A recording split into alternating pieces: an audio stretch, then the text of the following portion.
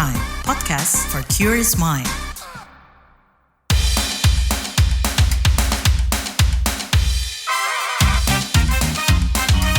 Kamu lagi dengerin podcast What's Trending.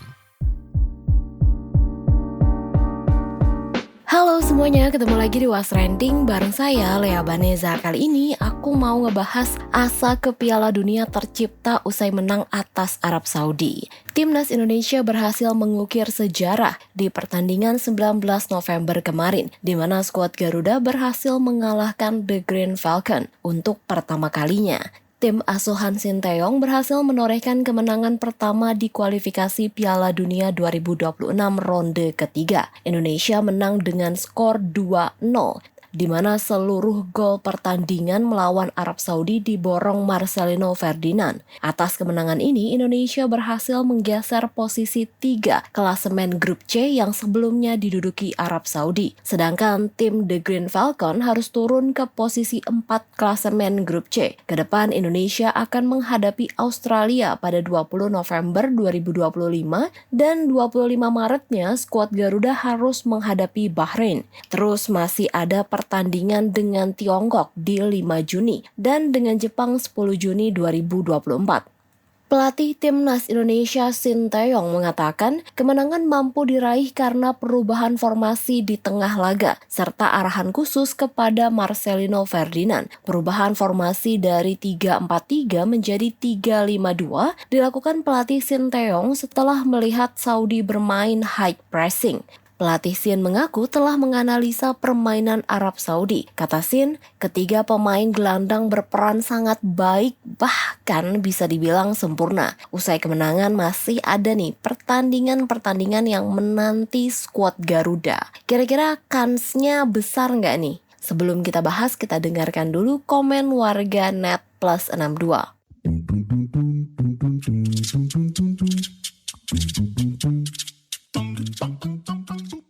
Yang pertama komentar @chelxx. Akhirnya kemenangan pertama yang ditunggu-tunggu. @akuxx. Segitu doang Arab. Telepon Argentina, kita rematch. @itxx. Ingat, jangan terlalu berharap lolos atau tidaknya nanti ke Pildun. Kita harus bersyukur. Timnas kita sudah mencapai titik yang cukup baik saat ini. Semoga kedepannya makin terus berprogres. @myxx. Alhamdulillah sesuai prediksi. Nah, komentar @malxx. Menyala Garudaku. @risxx.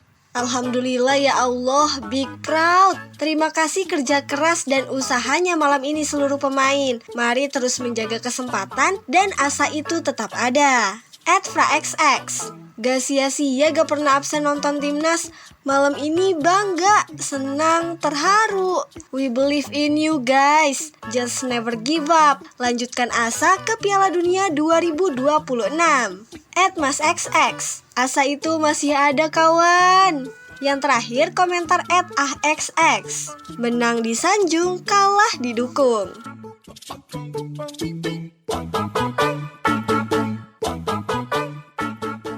Saat konferensi pers, Marcelino Ferdinand yang berhasil menjebol gawang Saudi 2 kali tersebut menyatakan kalau seluruh pemain berusaha mengatasi banyaknya tekanan. Mereka juga melakukan evaluasi dari permainan dengan Jepang, sehingga mereka bisa menang melawan Saudi dengan skor 2-0. Salah satu pemain timnas itu juga mengatakan kalau seluruh pemain akan lebih berusaha untuk pertandingan selanjutnya. Okay, I just want to say grateful and thank you for all supporter. Yeah, we deserve to win this game. We did very well. Ya, kita evaluasi dari pertandingan lawan Jepang juga. Dan semua tekanan, pressure-nya kita coba menghandle itu. Dan ya, semua bisa lihat, we did very well today. Firasat untuk mencetak gol. Kayaknya setiap pertandingan saya firasat terus sih. Saya berdoa untuk itu, untuk bermain baik dan lain-lain ya. Kenapa saya bisa mencetak gol? Kerja keras dari tim juga, yang pasti itu sangat-sangat pengaruh buat saya, dan taktikal yang diberikan oleh Coach Shin juga sangat-sangat baik. Apa yang kita lakukan semua pada hari ini sangat-sangat hampir sempurna. Dan untuk selebrasi tidak ada maksud apa-apa. Ya itu natural saya mungkin. Saya sering ngelakuin itu di AFC 23 juga.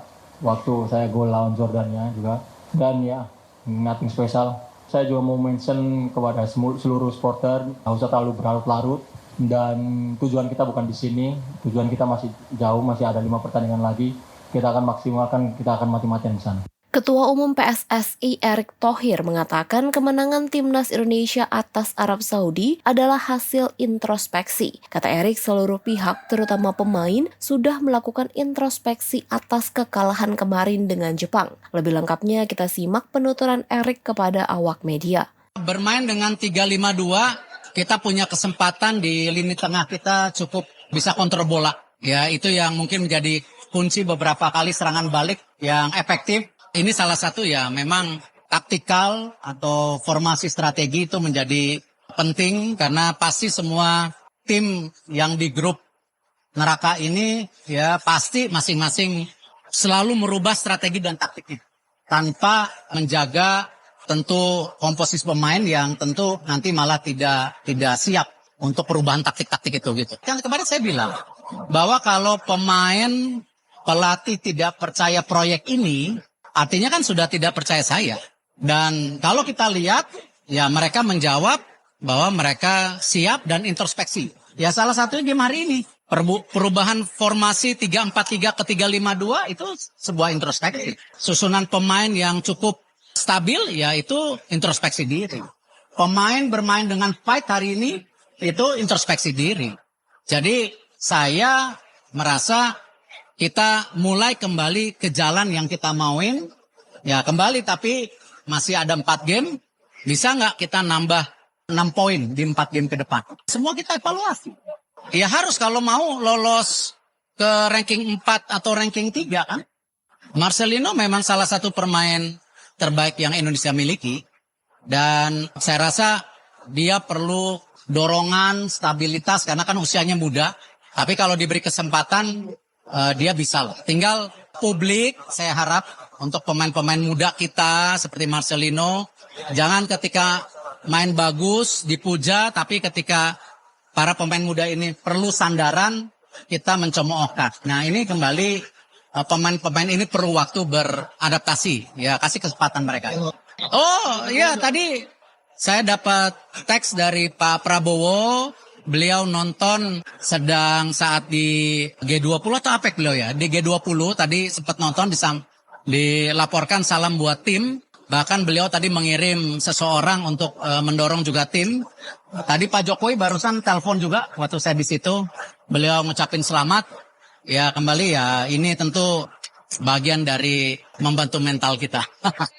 Sedangkan Menteri Pemuda dan Olahraga Dito Aryo Tejo mengapresiasi keberhasilan Timnas Indonesia mengalahkan Timnas Arab Saudi di laga lanjutan kualifikasi Piala Dunia 2026. Dito mengatakan PSSI telah bekerja keras dan bangga karena prediksi kemenangan telak 2-0 berhasil diraih. Ya ini berkat kerja keras dari timnas kita apresiasi ke seluruh pemain dan coach dan khususnya PSSI. Di prediksi 2-0 tadi sore tercapai. Tapi ya inilah bukan ngasal, tapi kan dilihat dari permainan bersama Arab waktu di away kemarin. Dan kita harusnya kan di posisi kan 3, Masya Allah 3. Jadi semoga bisa dipertahankan dan nanti pertemuan dengan Cina dan sampai Bahrain ini semoga bisa tambah performa lagi. Supporter pastinya itu akan mempengaruhi mental dan juga jiwa para timnas Indonesia kita. Jadi optimis, pasti selalu optimis. Jadi kan ini alhamdulillah semoga dukungan dari masyarakat Indonesia terus diberikan kepada timnas kita. Saya sangat bangga dan inilah salah satu bukti pembinaan di mana adanya kolaborasi antara pemain diaspora dengan pemain yang sudah dari kecil di sini. Dan hari ini 2 gol diciptakan oleh Marcelino, anak muda Indonesia.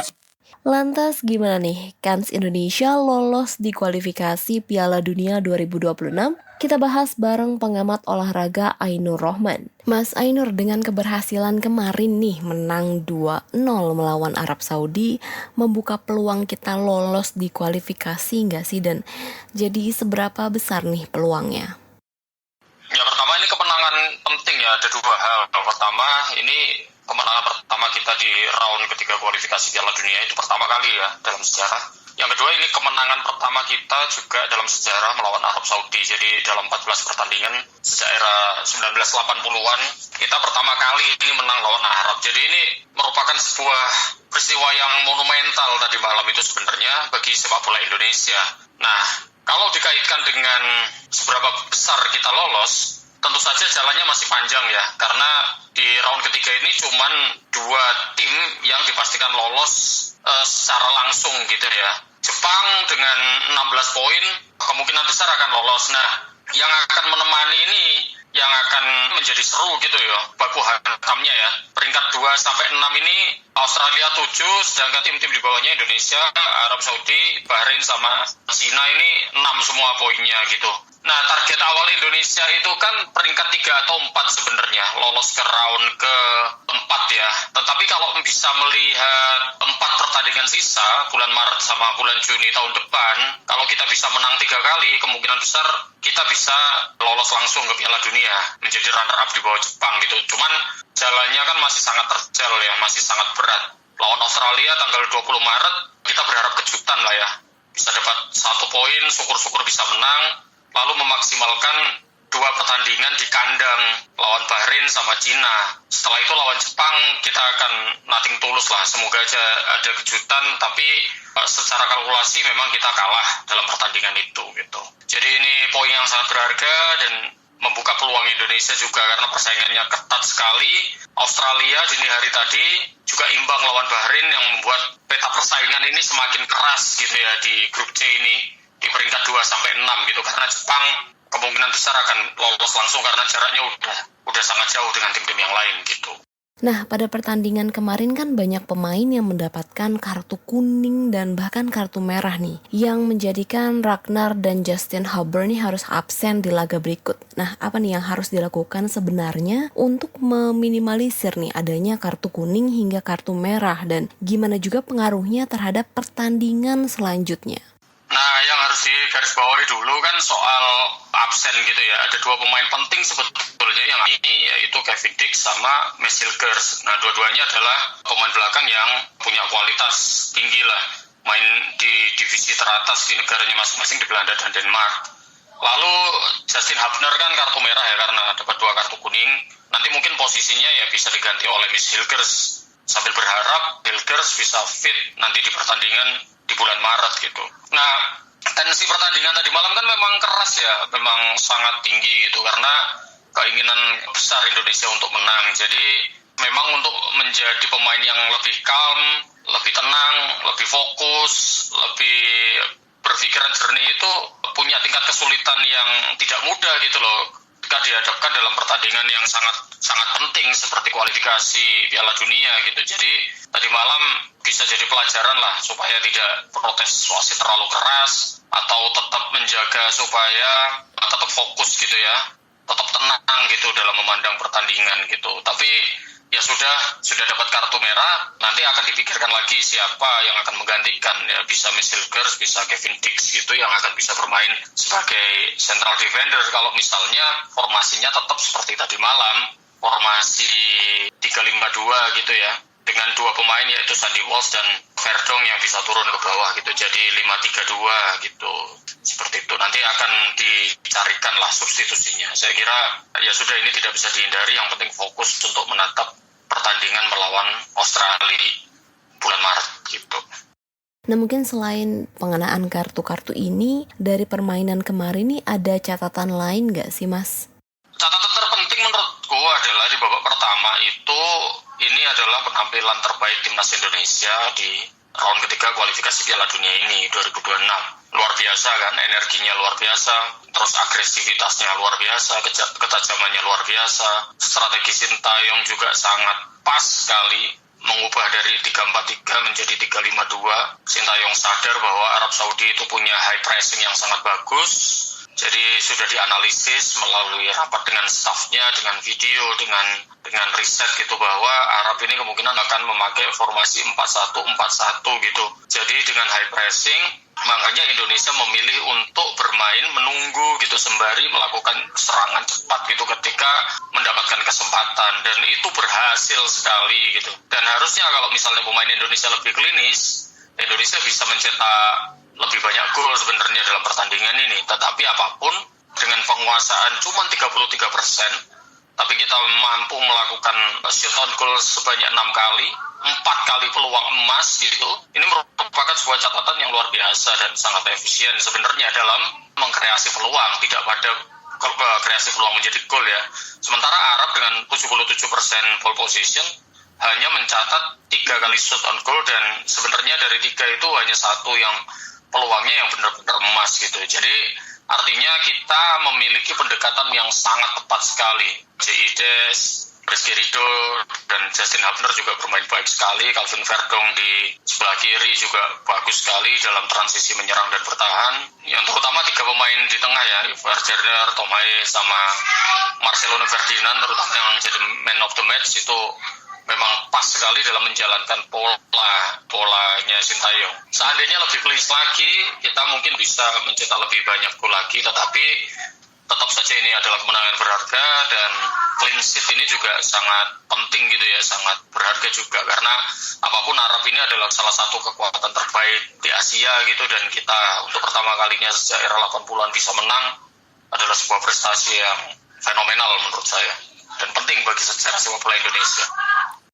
Nah, kalau dari segi permainannya selama ini, posisi apa nih Mas yang harus diperkuat? Karena kan selama pertandingan sebelumnya banyak komentar soal besarnya peluang tapi tidak bisa dimanfaatkan dengan baik nih.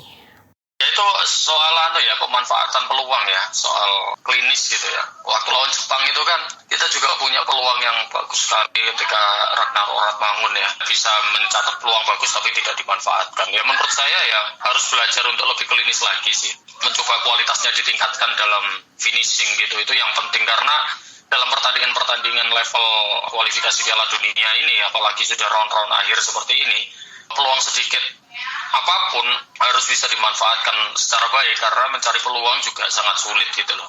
Nah ini yang pujian juga kepada Marcelo Ferdinand, karena dia memiliki ketenangan yang luar biasa tadi malam, karena di usia yang 20 tahun dia punya sebuah visi yang bagus, ketenangan yang bagus, bisa calmness-nya itu bisa ada tadi malam ketika memanfaatkan peluang, terutama gol pertama dan gol kedua. Itu penting gitu ya untuk menjaga ketenangan. Kan selama ini Marcelino juga sejak usia 17 kan menjadi pemain termuda di Persebaya waktu itu, punya potensi besar untuk menjadi bintang, sangat percaya diri. Tetapi memang kritiknya adalah dia tidak slowing down gitu ya, tidak calmness. Padahal untuk atlet dengan atlet elit level tertinggi itu butuh ketenangan yang luar biasa sehingga bisa berpikir lebih jernih. Dan tadi malam itu dibuktikan oleh Marcelino. Dan ke depan ya seperti itu lagi idealnya ya. Ketika mendapatkan peluang itu lebih calm lagi, lebih tenang lagi, lebih klinis lagi, dan finishingnya memanfaatkan peluang sekecil apapun menjadi gol itu harus ditingkatkan presentasinya ya.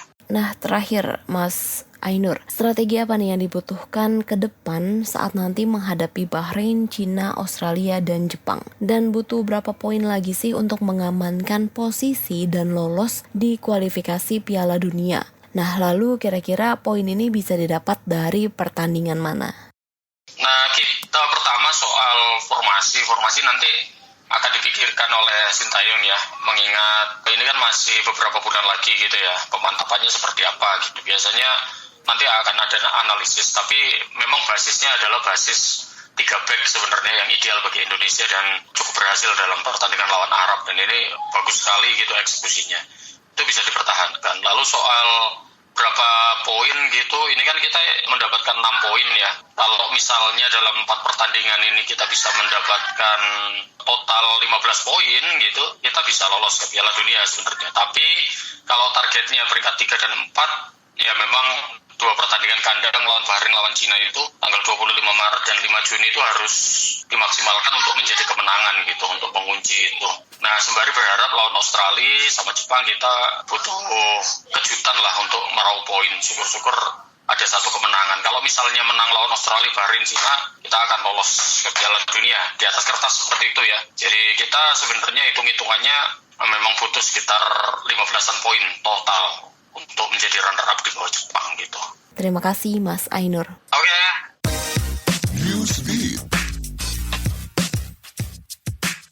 Salah satu ex-pemain dan legenda Fahad Al-Harifi mengungkap pendapatnya atas kekalahan timnas Arab Saudi dari Indonesia di kualifikasi Piala Dunia 2026.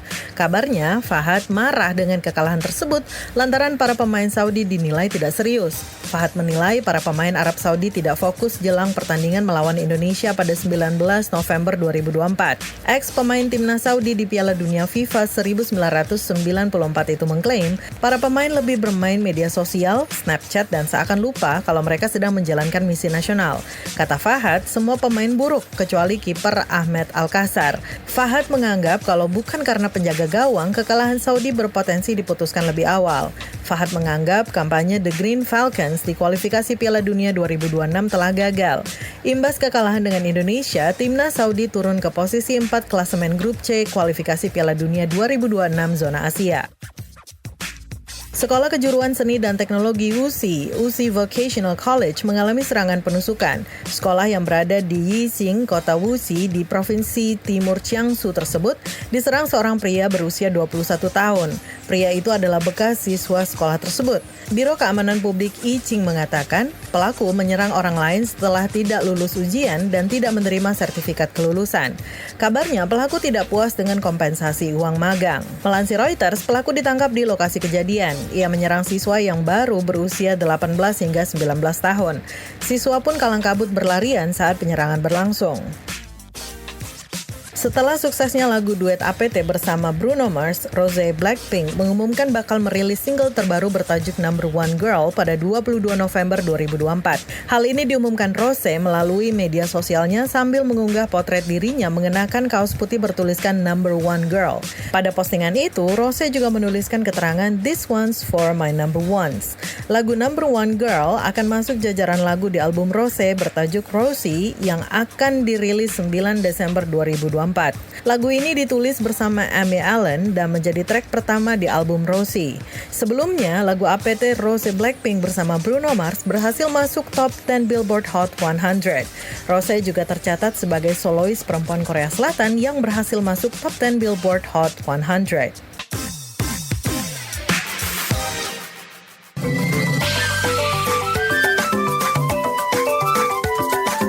WhatsApp Indonesia.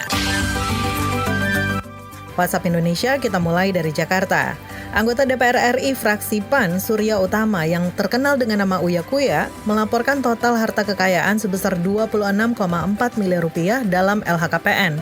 Harta tersebut mencakup 9 aset bangunan, kendaraan, harta bergerak lain, dan harta lain dengan utang senilai 1,7 miliar rupiah. Uya mengakui adanya kekeliruan dalam laporan seperti nilai properti yang masih menggunakan harga perolehan lama dan beberapa kolom kosong terkait luas tanah. Ia menyatakan telah berkomunikasi dengan KPK untuk memperbarui datanya, termasuk aset di luar negeri yang belum dilaporkan.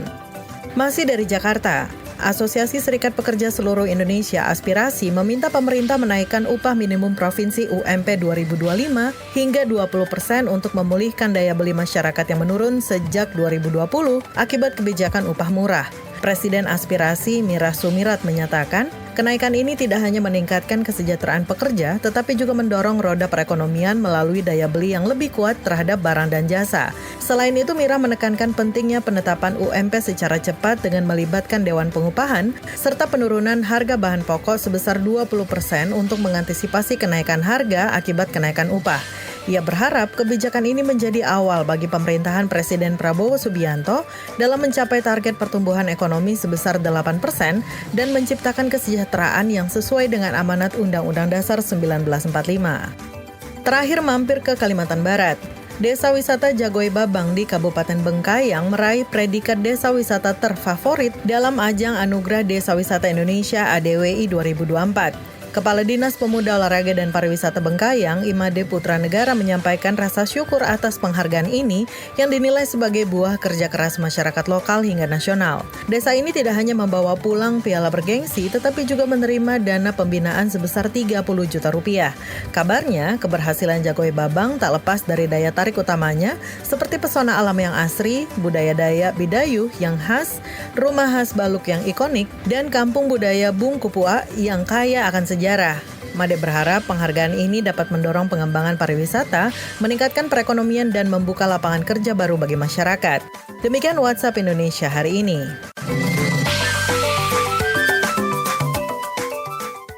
Terima kasih ya sudah mendengarkan What's Trending. Jangan lupa terus dengarkan podcast What's Trending di kbrprime.id dan aplikasi mendengarkan podcast lainnya. Lea Vanessa mau pamit, stay safe and happy. Bye! Kamu lagi dengerin podcast What's Trending.